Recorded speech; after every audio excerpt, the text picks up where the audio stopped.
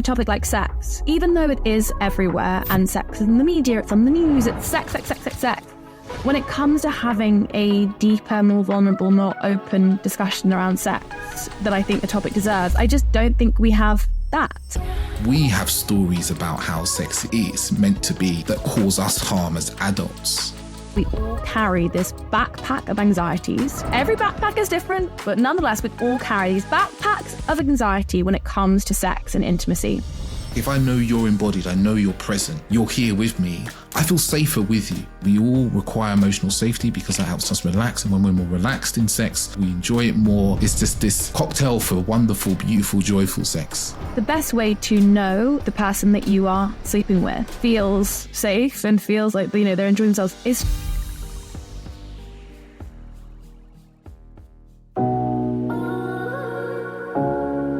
Welcome to the Authentic Man podcast. I am your host, David Chambers. This is a podcast for men who want more and less from life. More deep connection, more emotional intelligence, more self-awareness, and more great sex. And less heartache, less conflict, less overthinking, and less stress. Creating dating lives, sex lives, and relationships that are incredible and authentic. My deepest goal is that you, the listener, can take away what you hear in this podcast and apply it to your life so that you can experience greater happiness, transformational growth, deeper relationships, and profound sexual intimacy. I believe that as men, we are capable of so much more depth than we are shown or led to believe. So join me as we get deep into this.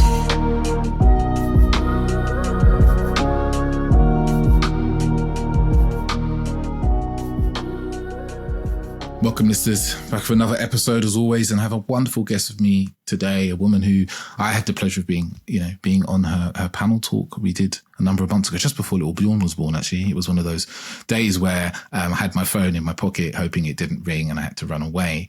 And she has interviewed some of the country's and world's most prestigious, basically speakers, scientists, coaches, therapists, on the topics of love, sex, gender violence, gender roles, all sorts of things. And she has incredible amounts of wisdom. And she's also, I can see from her Instagram, is a big consumer of information. She hoovers through books at a rate which really blows my mind, because I struggle to get through a book every 2 months these days.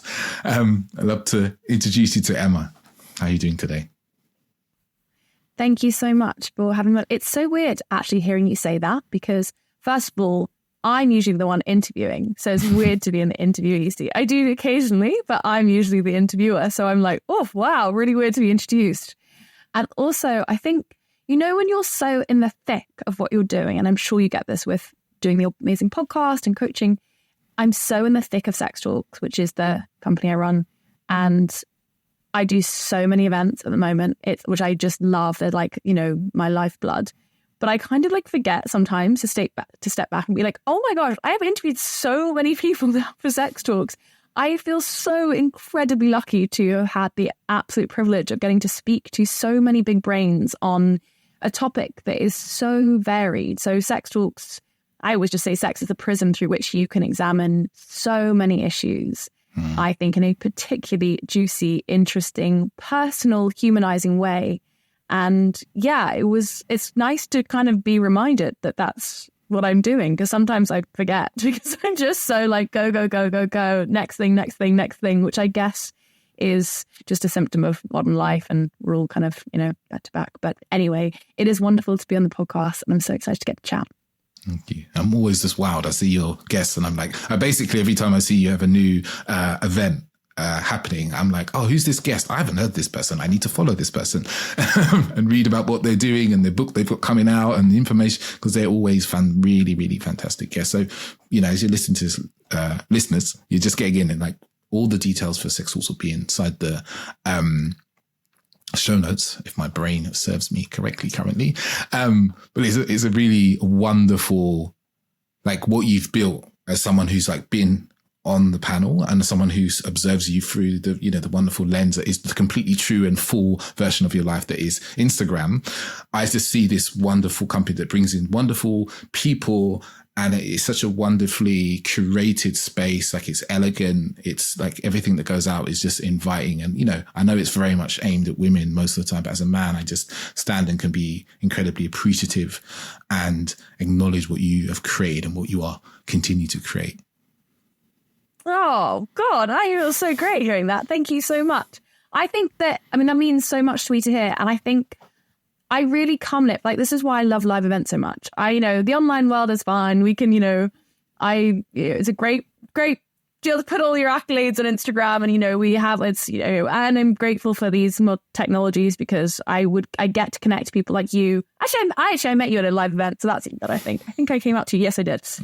But I just love live events so much because I love bringing people together. It's like my favorite thing. I love the energy of being in a room filled with buzzing brains where we're all discussing a topic that makes us mad, makes us sad, makes us angry, makes us feel a whole spectrum of emotions. I think there's something so deeply human and so deeply powerful about that is completely unparalleled by anything else.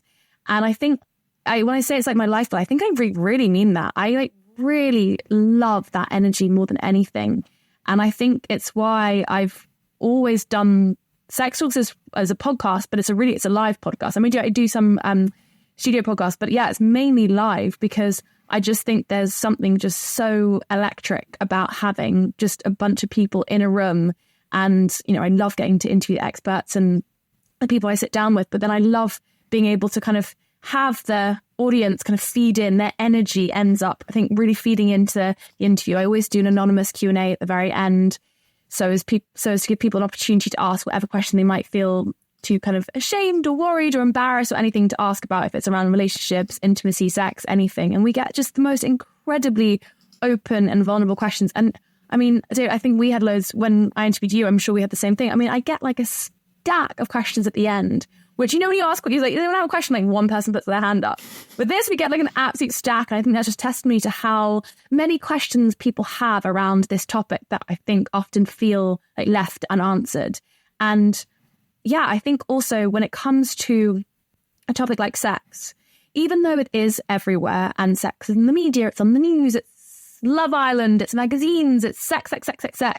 When it comes to having a deeper, more vulnerable, more open discussion around sex and eroticism and intimacy and pleasure in all the kind of vulnerable nuances of that I think the topic deserves, I just don't think we have that. And I think I didn't grow up with that at all. And none of my friends did. And I don't think many people coming to Sex Talks grew up with that either, because they come to Sex Talks telling me they've never spoken about sex in their life, not to their partner, not to their friends. And so I think there's something incredibly powerful about also sitting in a room all together, talking about sex and the issues that surround it. Because I think for me, that's always been really important with Sex Talks as a way of helping to remove the shame that exists around this topic. Because if you can see that you're sat shoulder to shoulder with a room full of people and you're all there to talk about the orgasm gap, to talk about, what else? Removing like shame around sexual health, sex and power, sex and money, relationship dynamics, the evolution of ethical breed. Like, there's so many topics that we discuss at Sex Talks. And I think there's just something about being a room full of people and all, whether you ask a question or not, whether you say anything or not, just the fact that we're all there together, I think that is a really, really important way of beginning to peel off some of the layers of shame that I think still exist for many people around this most universal of topics. Yeah, most definitely. Because,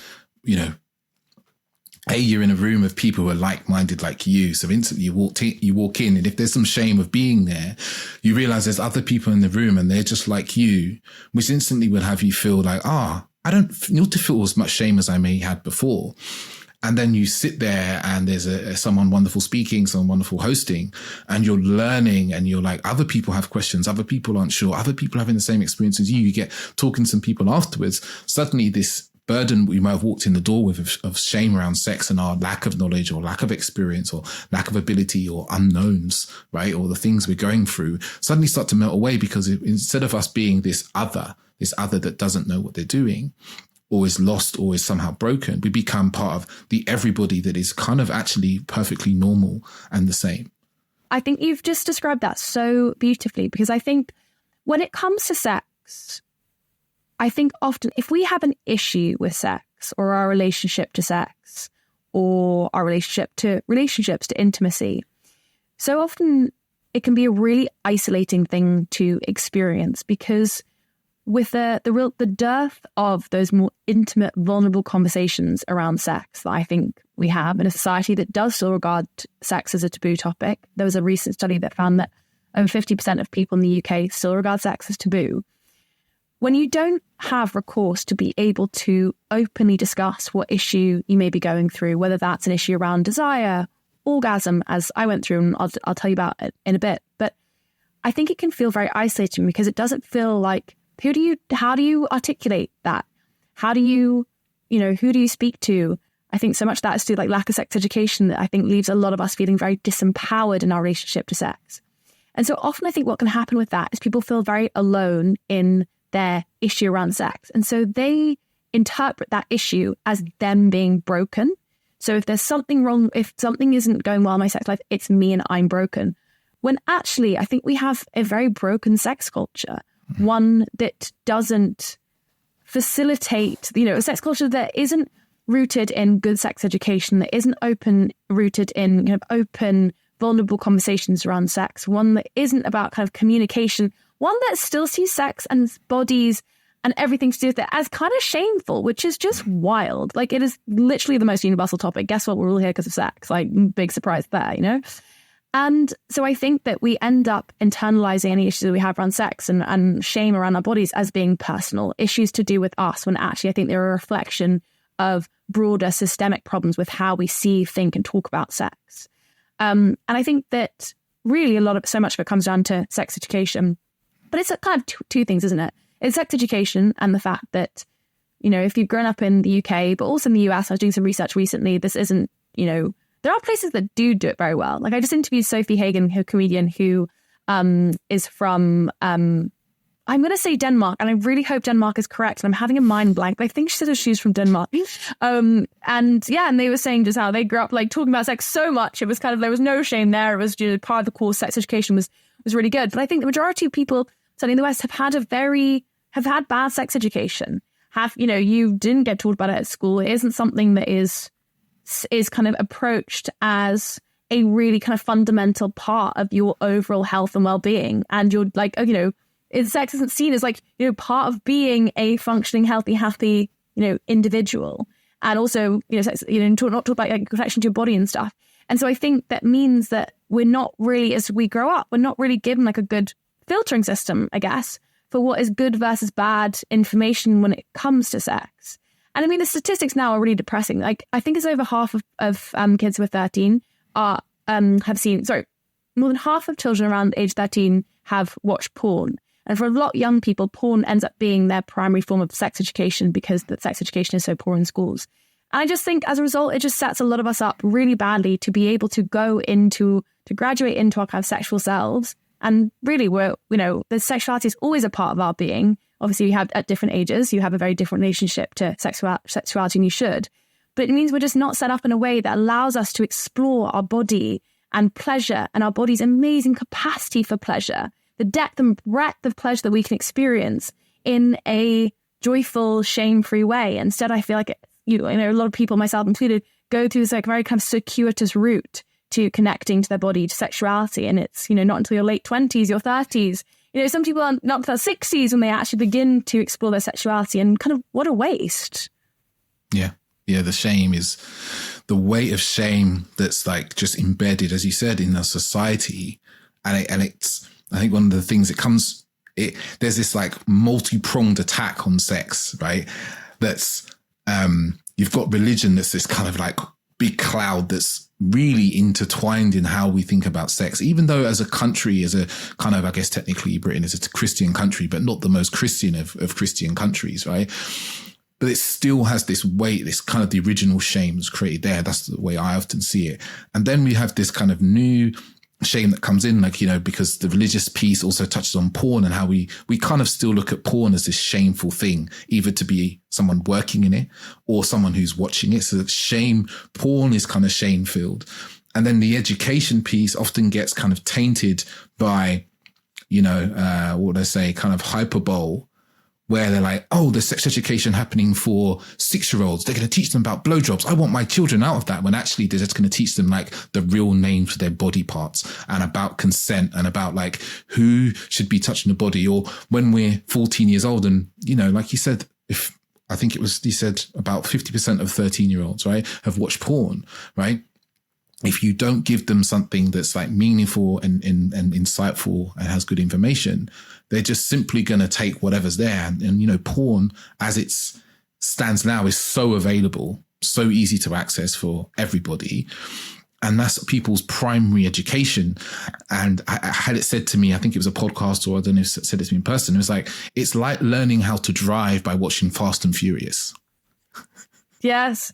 That line has actually become so well used in a great ways. And I think it's such a fantastic descriptor for porn. Because actually Vex Ashley, who is the director of Four Chambers, which is a really wonderful porn platform that does independent porn, very kind of, she doesn't call it ethical, but she has because she says that's subjective, but it's a very kind of transparent way of working, and it's very kind of female pleasure centric and everything. Anyway, she used that same descriptor when talking about porn with me, and I just thought it was such a fabulous way of describing how ridiculous it is to think that we can get a decent education in sex by watching a made up scene of sex. And it's not saying you can't learn anything. And of course, there's some fantastic porn that, I think Erica Lust is wonderful.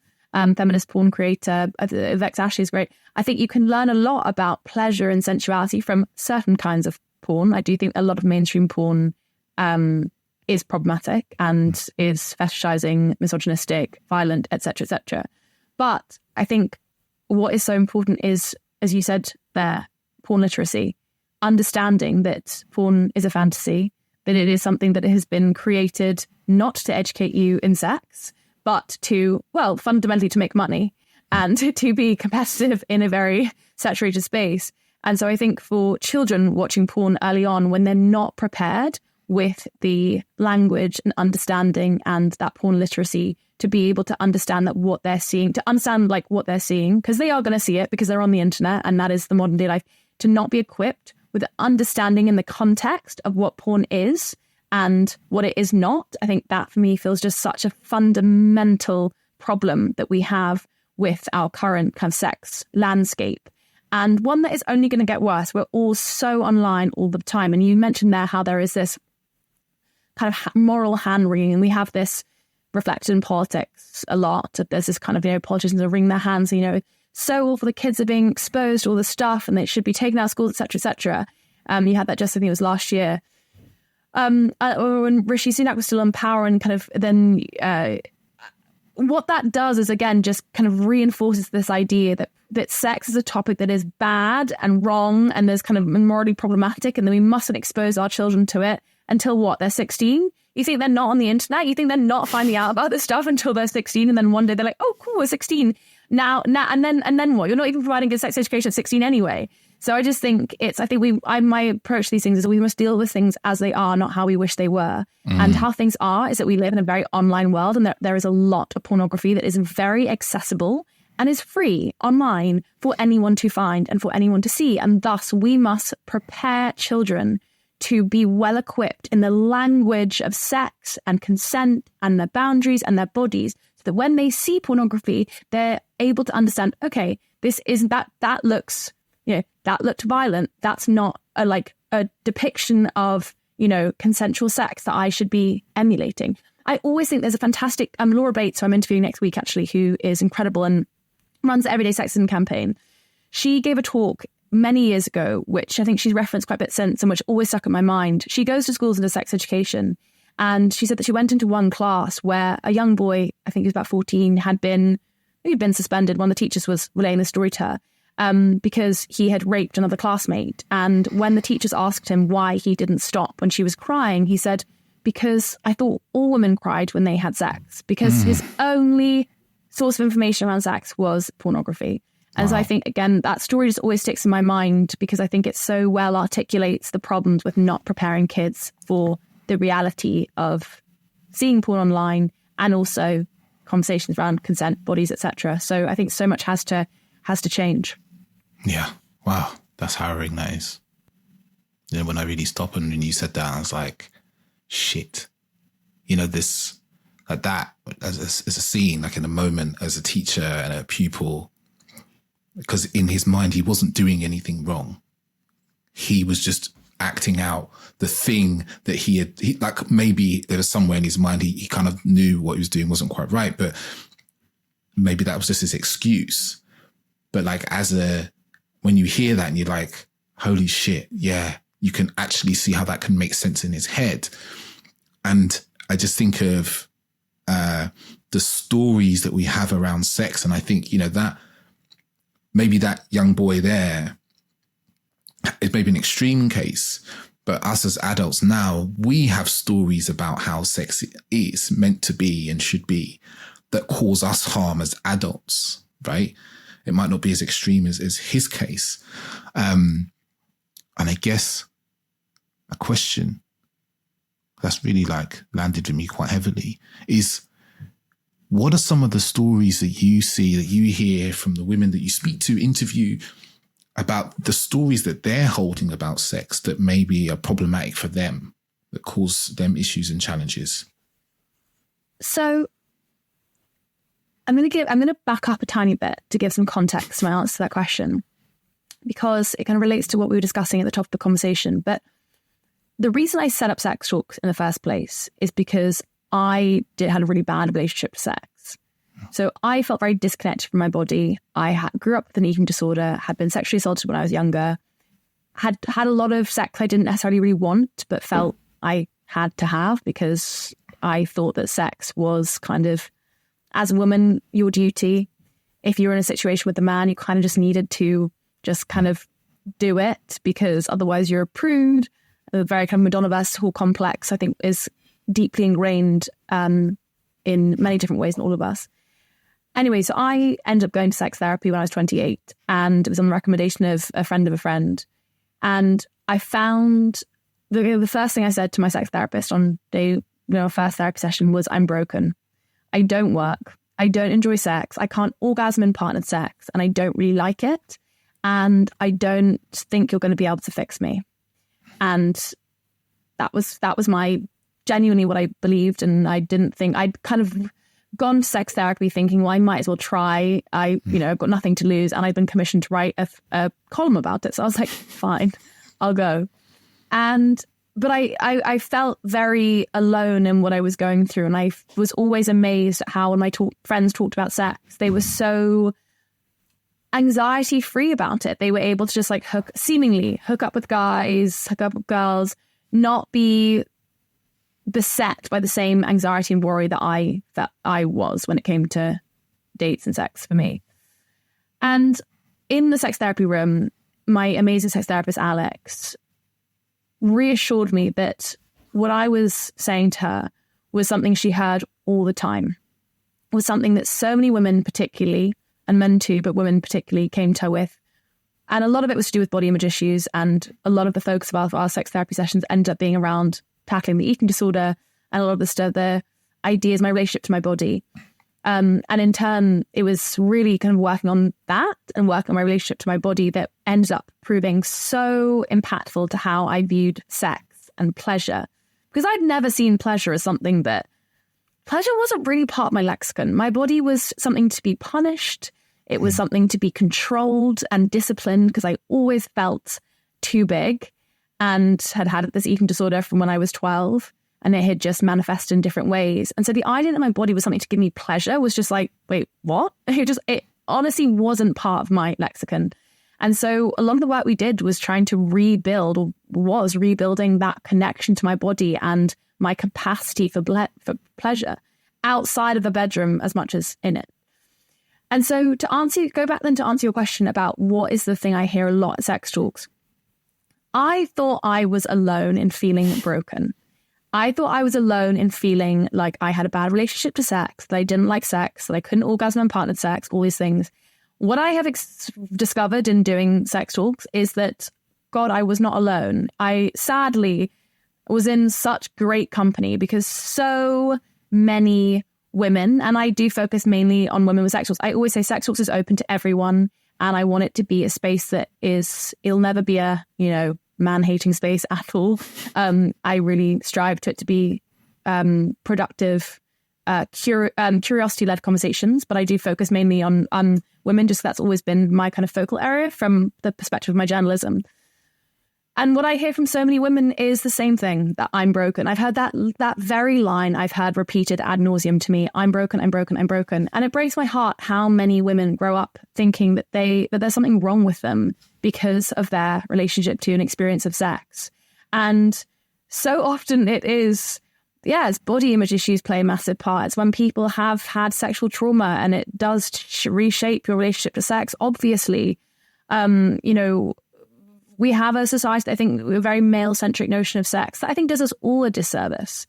Not just women, does everyone disservice. There's this very heteronormative, male-centric version of sex, that sex is penis in a vagina and that's it. And and you see it in the films, growing up, it was just kind of stick it in, and then suddenly you're supposed to kind of collapse onto the bed in post-coital ecstasy, having not communicated at all. No one benefits from sex like that. No one does. And I think that, so that's the kind of a thing I've heard a lot, is that I'm broken, and it's people feeling like that there's just something wrong with them. And I've interviewed a lot of sex therapists, and sex therapists in the context of couples will, here's Dr. Karen Gurney, said that something she hears a lot is mismatched desire. So couples will come in and say, we don't have, one of us this person wants sex a lot, this person doesn't, have different sexual appetites. And that comes up as a question a lot at sex talks, of people saying, what do I do if my partner wants more sex than me, or I want less, et cetera, et cetera. So I think, again, and that speaks to this, I think, fear and anxiety that people have around, am I normal? So am I broken? Is what's going on in my sex life normal because I feel like there's something wrong with it and therefore it's wrong with me?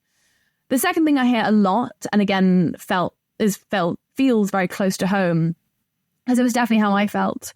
But again, I felt that I was very alone in feeling this. But I felt that sex was performative. It was a performance. It was very much for a man's pleasure and not my own.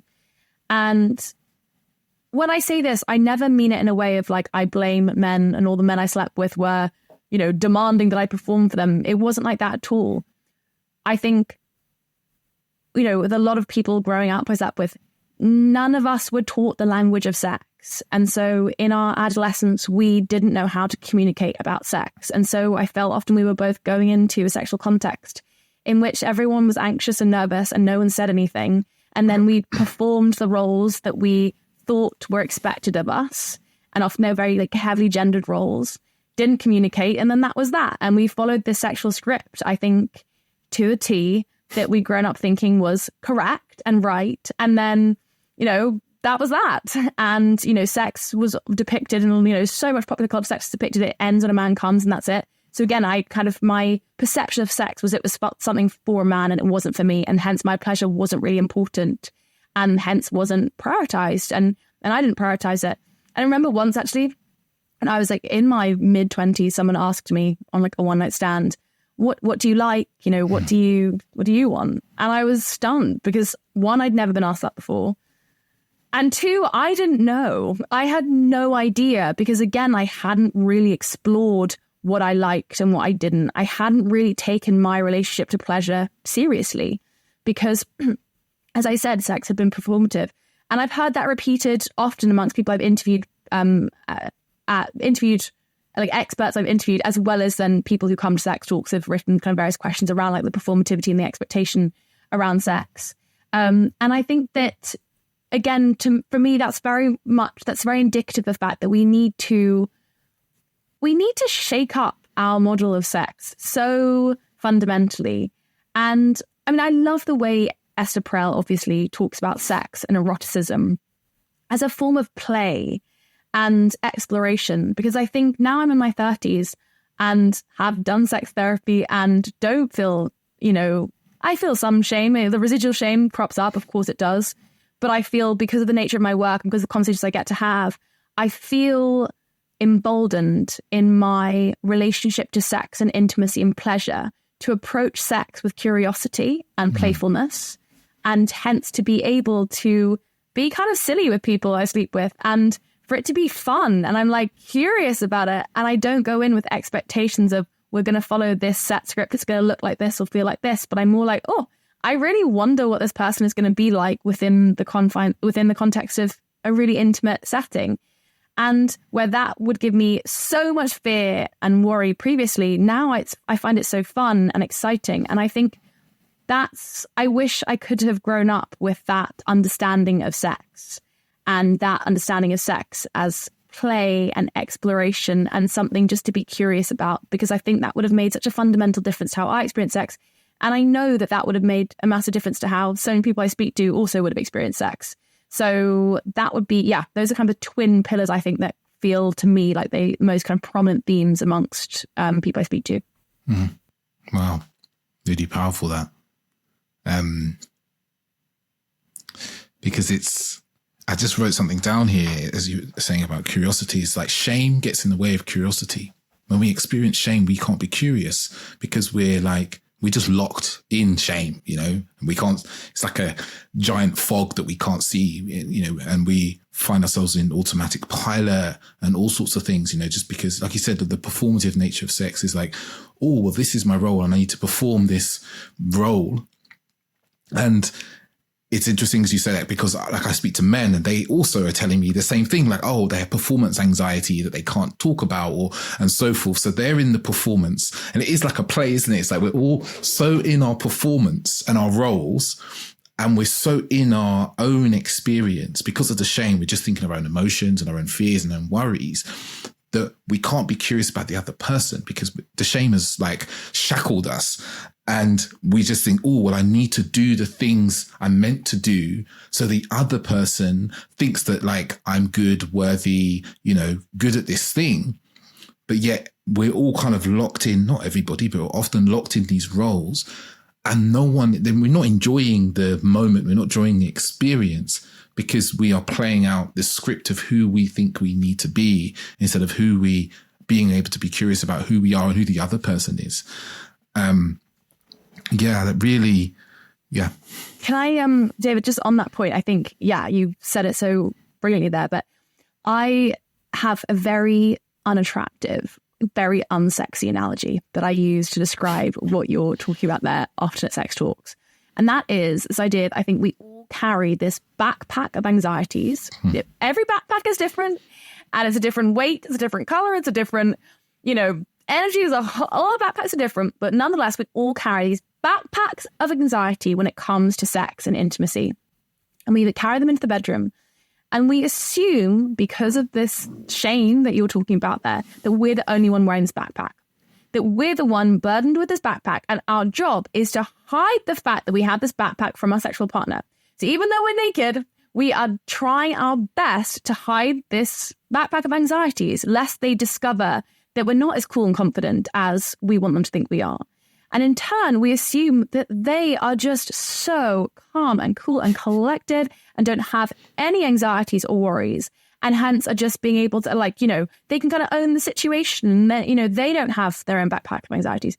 And I just think it's so liberating to recognize that everyone has this backpack of anxieties that they carry into sex.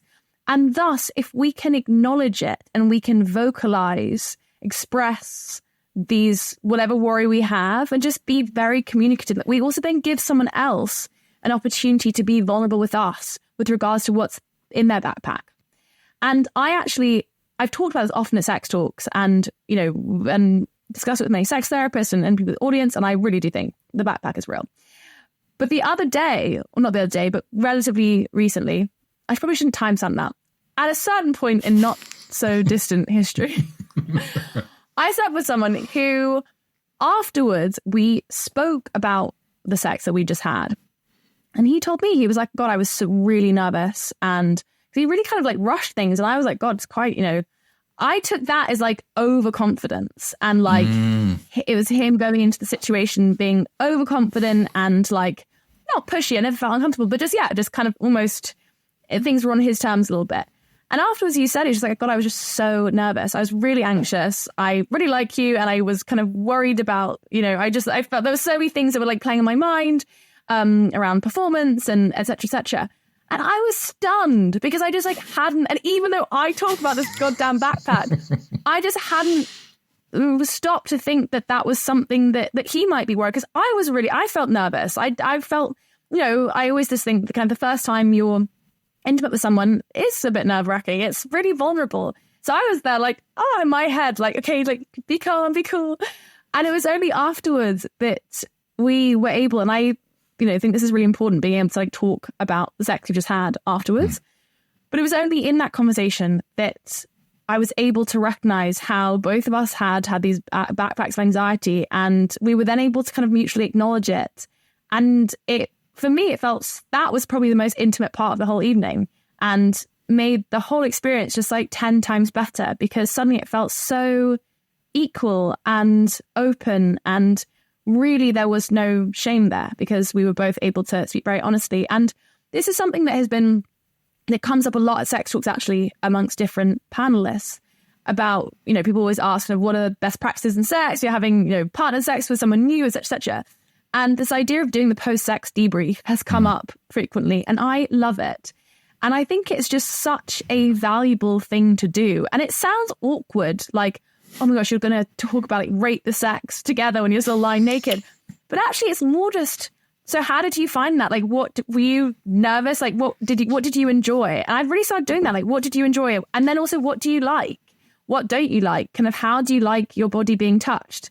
And maybe it sounds a bit weird doing that kind of after the act, but actually, I think it's the first time you sleep with someone, you're kind of figuring out each other's bodies, and it's all kind of new. And it's, I think, really nice to then after that be able to kind of together to kind of take a beat and reflect on that intimacy and reflect on what you like. And I think it brings you so much closer together and isn't awkward at all. And if it felt awkward in the first place, as soon as you begin talking about it, kind of like burst that balloon, and any residual shame or worry, anxiety you might still be carrying really does dissipate. There's so much power in that. And I just, never underestimate the fact that if you're feeling worried about something, more likely than not, the other person is feeling, there's a parallel worry the other person is experiencing simultaneously. Yeah. And I guess just to, because I often have this, and I mentioned on panels, I talk on this idea that, we hear a lot about women's struggles in sex, and we don't always hear about men's because men don't want to talk about it, right? Their shame is like, I think, I don't know if I can say is heavier, but because of the conditioning men have around talking about anything that's like deep or meaningful or makes them look weak is incredibly weighty for them. And it can often appear that men can appear to be really confident in sex. Like you said, someone who's rushed things, we can take that as the lens of, this person's really confident. And there's even like a double layer of it that some men will pretend to be confident because they don't want to let down the mask. They don't want to get out of performance, because if they get out of performance, then they're seen as weak. But I from my experience of coaching men and being in men's groups and men's retreats and circles where, there's 20 some men talking about sex, men are terrified of sex. They are absolutely terrified and very much clueless, right? Because there's no kind of like pleasure education for men at all. There's very little spaces that men believe they can go to learn about sex, the worry of being weird and strange and so forth.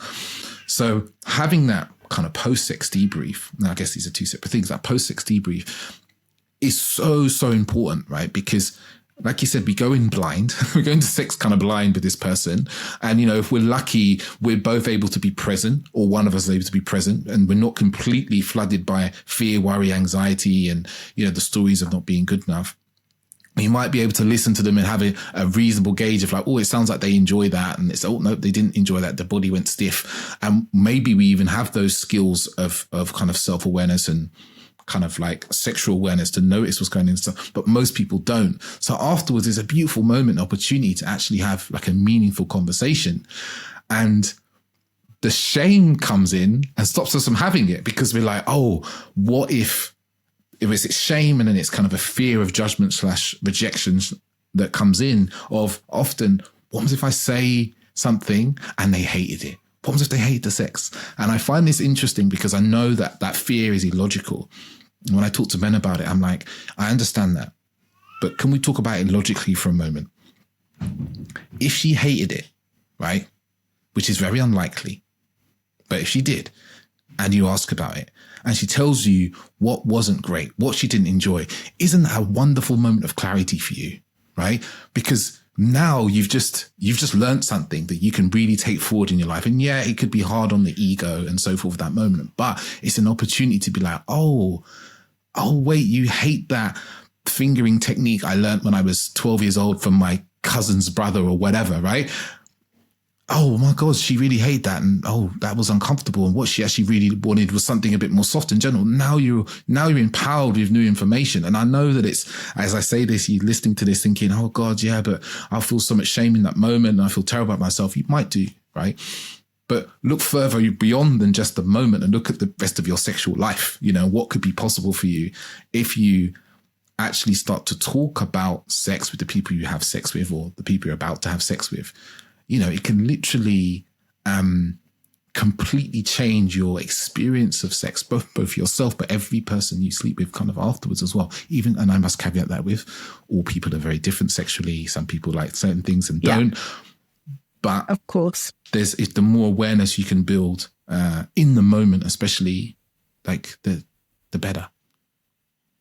Yeah, and I think on that, actually, I think it can feel so, you'd hope that if someone didn't like something or wasn't comfortable, they would say it in the moment. And, you know, you always, that's the best thing. If someone is doing something or vice versa, which you don't like, just say like, oh, actually, could you do this? Like, could you do that? Because you'd hope someone would say them. But if, to your point, if it is something that comes up in the post-sex debrief, I think it's also about, as long as the sex has been very consensual and communicative, big onus on the consent, the communication, it's not like that personal. I mean, I have to caveat that with, again, consent is so important here. Providing it was a very consensual situation in which, you know, there was communication and you both wanted to be there and it was kind of, you both actually participating consensually. So much, as you said, David, everyone's relationship to sex is different and everyone's preferences around sex are different. And what you want sexually often changes person to person. So I even do sometimes find that question, what do you like? Okay, I have my list of things that I love and I can, you know, reel them off to every new sexual partner. But often the sex I have with one person is so different from the sex I'm going to have with someone else. The way someone touches you is different. Like someone's energy is different. And I think in the same way that the way you speak to people, the conversation I have with you, David, is going to be different to the conversation I have with somebody else, with different to somebody else. We're going to have a different energy exchange. You know, we're going to kind of feed off each other in a different way. You know, it's not a performance, I guess. When done in a really authentic, beautiful, fun, joyful way, it's not a performance. It's a conversation. It's a ever-changing, ever-evolving, you know, back and forth conversation. And that's really how I like to see sex. It is a conversation between two people. And so I think in that debrief, stuff is flagged, like, you know what, I actually don't love that.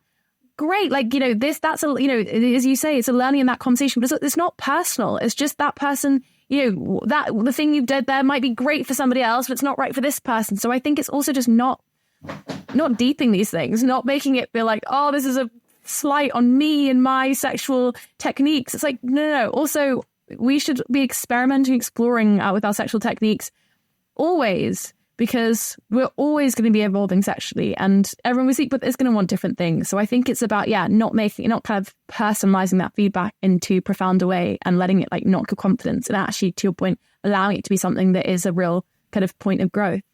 Damon, I just want to ask you a question, quickly, because you mentioned before the men's groups that you facilitate and how shame and, you know, lack of knowledge and education around pleasure is a really pertinent theme in lots of the groups and discussions that you have. And it's a point I find really interesting because I obviously speak to lots of women and I do think it can sometimes be easy to, and I said this to you, I think, when I interviewed you, I think sometimes I will kind of fall into the default thinking only women experience shame around sex. I know it's not right. I don't, actually really believe that. But it kind of, the default is men are super confident, and because we have a male-centric model of sex, men kind of get it a bit easier than women because the model of sex, the sexual script that society's handed to us, is male-centric, and it's very kind of penetration-focused and kind of male orgasm-focused. And so I think as a result, it is easy to overlook the myriad factors contributing to male sexual shame. And I found it fascinating interviewing you and Ben Hurst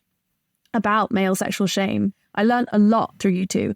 And I wondered whether you could just touch on that briefly in terms of what you have found to be the most exacerbating factor contributing to men's feeling of shame around sex. It ultimately comes down to penis for most men. That's the biggest source of shame. And then, body image is also becoming more and more prevalent for men. The shame around body image, being able to perform for their partner, pleasure their partner. These are all sources of shame. Not being able to lead and not knowing what to do, there's these worries. And I think because there's this kind of double-edged sword because sex is so kind of penis central. That's what it is. It's really, it's just like penis central, hard penis central. It's hard penis centric. If the penis is hard, then sex is possible. And then when the penis goes soft, then sex is not possible. It's kind of the script. So if a man can't get his penis hard, right, or hard for long enough, suddenly he's worthless. The feeling he has is of being of no worth and value to a woman in that moment.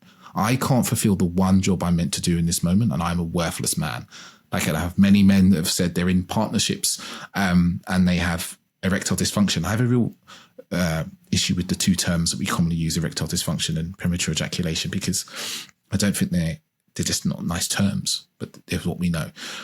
So the shame they carry around sex goes so far as they avoid sex with their partners. They will create excuses so they don't have to have sex.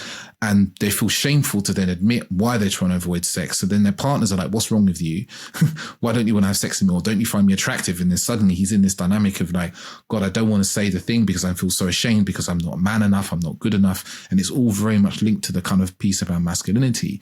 And there's also what I see more and more now with the sort of men that I work with, and I also caveat this, the sort of men I work with are choosing to come to me to do some personal work. So the men I meet are men who are deciding to do personal work around relationships and sex. And for a lot of those men, their thing is like, I have to please her. Predominantly the men I work with are heterosexual, so but they're really anxious about pleasing her. I don't know how to, I don't have the experience. Like, I might not stack up to her past partners. That's a big concern for men. And I'm going to put in something that I always think is quite funny. I think an anxiety, and I think it's mainly white men, to be honest, but not all white men, Asian men as well. And I experienced this as a black man. Is this like, has she dated a black man before? And if she has, then his penis is going to be way bigger than mine.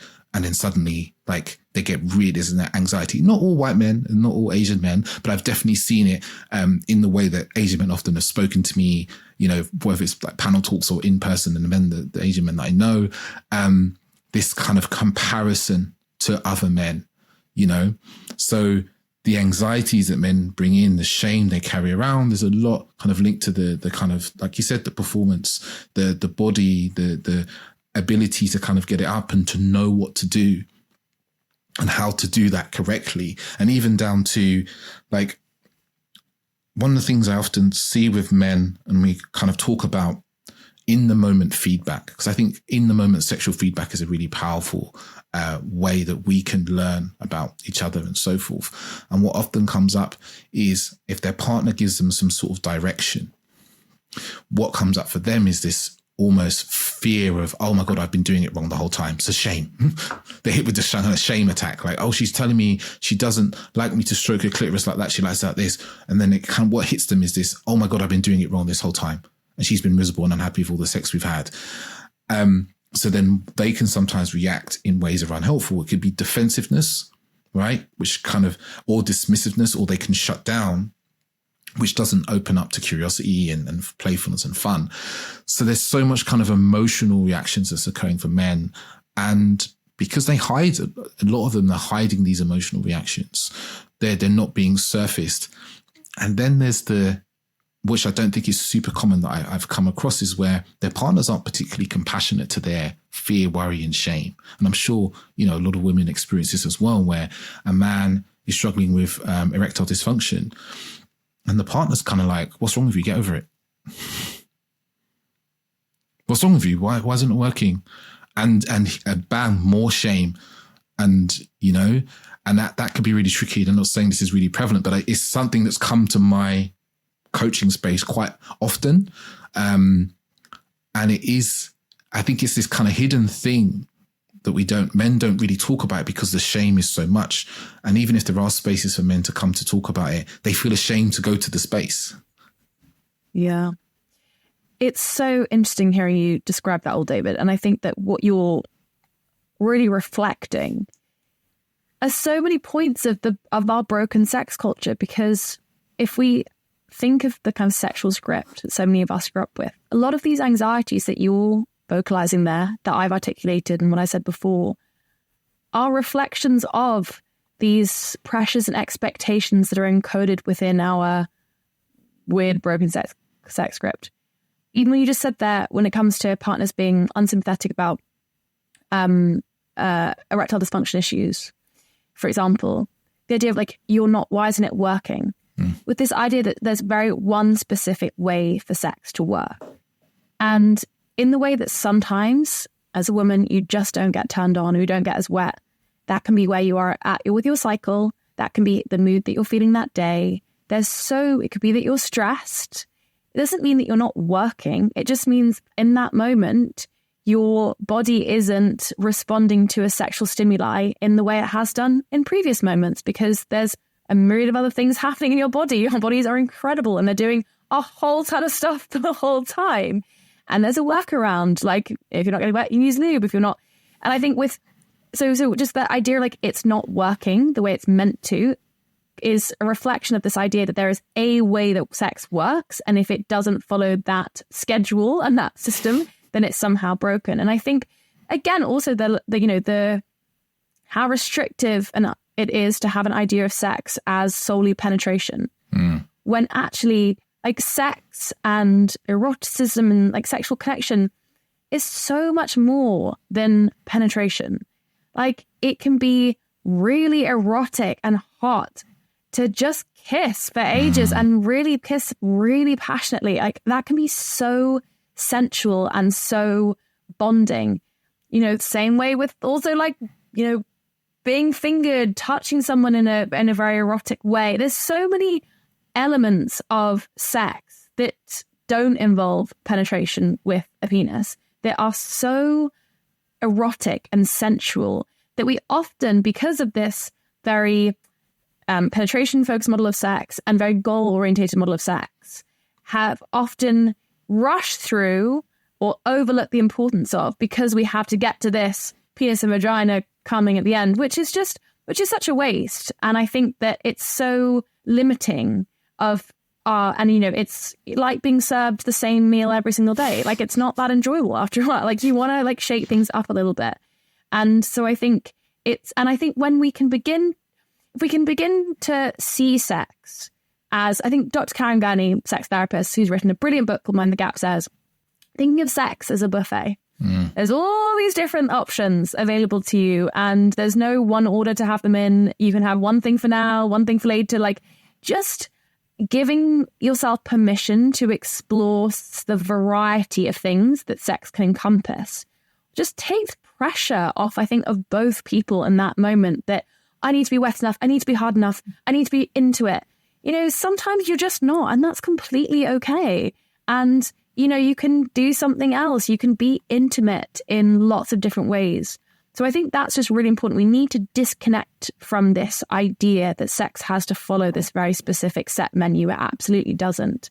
And then just to reflect back on another point you brought up with regards to, which I guess is around penis size, erection, also body image. It's so painful hearing you say that, because I just think of how many women I know are in their heads all the time in sex because they feel too big. They feel like their boobs aren't big enough. They feel like their clitoris isn't the same size as the woman in the porn that they watched once when they were 13. They feel like, do they have pubes? They not have. Women, I think, are so ashamed. We're brought up thinking of our bodies as a source of shame and as, a source of embarrassment. And so we're, I think, often so caught up in our own heads about our bodies. And it breaks my heart, because this the idea that you have two people who are deciding actively to enjoy one another's bodies, who are nonetheless being distracted by these very limiting thoughts about themselves, about their bodies, about their points of shame. Again, just what a waste. It's such a distraction from what is ultimately like just a really fucking fun thing to be doing with someone. And I think it's, if we can just try and, I guess, be more present in our bodies and sex. So rather than there's I think it's Masters and Johnson's sex researchers who initially coined the term spectatoring in sex, which is when you're essentially viewing yourself from an external perspective in the context of sex, and how distracting that is, and ultimately how much that then contributes to not being very present, not being able to reach orgasm if that's what you're looking for in that particular sexual context. And I think so much of good, pleasurable sex is about just really being embodied. And that's where I think, when I go back to like kissing, fingering, all the stuff that we see as foreplay actually is so, it's not foreplay, it's the main meal. It's so important because it's about giving ourselves the time to get into our bodies, to step out of our heads where we live too much and step into our body in a really full and present and pleasurable way. And I think that can take a little bit of time, particularly for women. It takes like a bit longer to get in the sexual headspace. And I think if you can, in a sexual context, if you can give yourself permission to do that, to be slow and to be sensual and not to have pressure on either party to, get hard-heeled or, just allow things to kind of evolve in a really sensual way, that to me is such a much more connected, amazing sexual experience, wherever it goes. Beautifully said. Beautifully said. I got on a kind of little like sexual horizon in my head there. I was like, wow, that is a great sex. Possessed. Yeah, wow. It's this piece of kind of presence and embodiment that, we spoke about before. It's like we're just not taught to do anything with that. We live in the world now is increasingly becoming, disembodied. When we say that, is when I say embodied and disembodied, I mean embodied to be inhabiting and feeling our body as this whole vessel that we kind of live inside of, our consciousness lives inside of. And our disembodied nature is to like escape from the feeling up into the thoughts, usually out in the thoughts, or even complete disassociating and imagining as if we're just observing ourselves with no feeling there. And this is such an important piece, because I think so much of the actual harm that happens in sex is caused by a lack of embodiment, a lack of presence, a lack of feeling, a lack of being with another person, or a capacity to do so as well. Because if I'm with another person and I'm really there and I can feel myself and I can feel them, then those small moments, as I mentioned before, where someone's body maybe tenses up because they don't like something, I can feel it. I notice it. And I'm like, oh, that doesn't feel good for me. That doesn't feel good for them. Let's shift something. Let's do something. Let's not move forward in the way we are. And I think the thing also that kind of popped into my mind was around kind of this idea of safety, right? Because when we are embodied, there's a safety. Like if I know you're embodied, I know you're present, you're here with me, I feel safer with you. Right. A lot of men are often asking me, oh, I'm not having much sex. What do I do? How can I be more attractive? Blah, blah, blah. And I often say to them, it's like, how can you create safety in your presence? And they're like, what do you mean? Like, I'm not trying to hurt anybody. I'm like, no. But if you're not present, if you're full of anxiety and you're overthinking, I can't trust you, because I don't know that you're going to actually respond to my physical and verbal cues, because you're not really here. You're somewhere else worrying or thinking about a story or a script of how things could be. It's like this, for me, this piece around safety, and I know I've kind of brought this in, is so embedded in kind of embodiment and presence and our capacity for feeling. Because if I'm here with someone else and I can feel you and I know you can feel me, I can relax a little bit, right? And I know you're trustworthy and that you are feeling and you are noticing and you are responding in ways that feel like responsive to me and my body, I can relax in your presence because I know your awareness is wide enough that you're here. But if you are rushing, you're fearful, your anxiety, filled with all these things, and your mind is elsewhere, you're distracted, you're looking around the room, I'm going to be on edge. My body just responds to it, and this is irrespective of gender, because I definitely know I've even felt this in the presence of women before. I'm just like, wow, you're not here. And this doesn't feel good to me. This feels really uncomfortable to me. And I don't need to, the number of women I spoke to about them being with men who are not present, who are following the script and so forth.